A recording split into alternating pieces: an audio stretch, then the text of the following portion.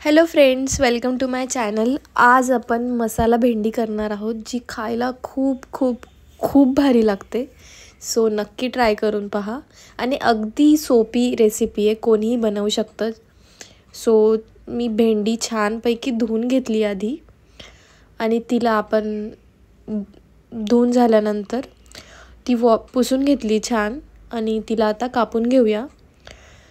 भेंडी कापताना तिची पुढची आणि मागची साईड थोडी थोडी कट करून घ्यायची, आणि अशी लांब लांब उभी आपल्याला भेंडी कापायची आहे.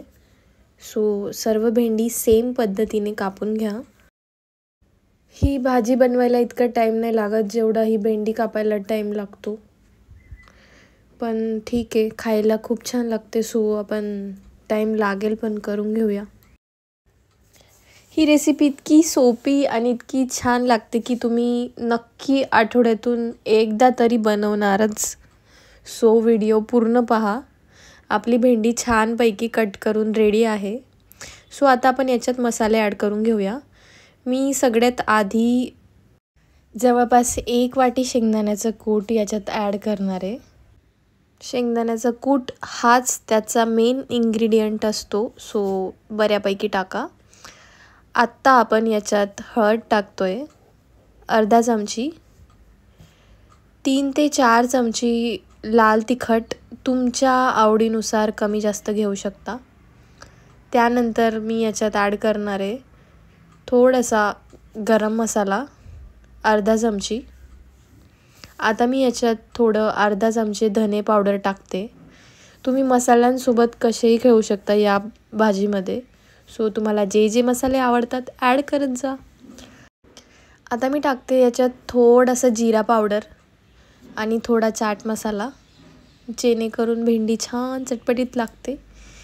आता मी याच्यात 1 पॅकेट मॅगी मसाला ॲड केला आहे. हा ऑप्शनल आहे, तुम्हाला ॲड करायचा तर करा, नाहीतर नका करू, तरी भेंडी छानच लागेल. आणि थोडंसं मी चवीनुसार मीठ टाकलं आहे. हे सर्व मिश्रण आपल्याला छानपैकी एकजीव करून घ्यायचं आहे, जेणेकरून आपल्या भेंडीला छानपैकी मसाला लागेल. हा सर्व मसाला लावून ही भेंडी जवळपास 10 मिनटं साईडला राहू द्यायची आहे. 10 मिनटं झाली की आपण भाजी बनवूया. आता आपण एक कढाई गरम करत ठेवली आहे. कढाई गरम झाली की आपण त्याच्यात टाकणार आहोत जवळपास 1 ते 1.5 पळी तेल. तेल छान असं गरम झालं की त्यात आपण टाकूया मोहरी. मोहरी तडतडली की त्याच्यात टाकून द्या जिरा, अर्धा चमचे टाका. आता याच्यात मी थोडीशी लसणाची पेस्ट ॲड करते आहे. त्यानंतर 1-2 कढीपत्त्याची पानं घाला, जी मी विसरली होती, आणि 1 हिरवी मिरची. आणि त्यानंतर जे मिश्रण आपण मिक्स करून घेतलं होतं ते त्याच्यात ॲड करून भेंडी छानपैकी परतवून घ्यायची. हे मिश्रण जवळपास आपल्याला 15 ते 20 मिनटं छान परतवत राहायचं आहे, जेणेकरून भेंडी छानपैकी फ्राय होईल आपली.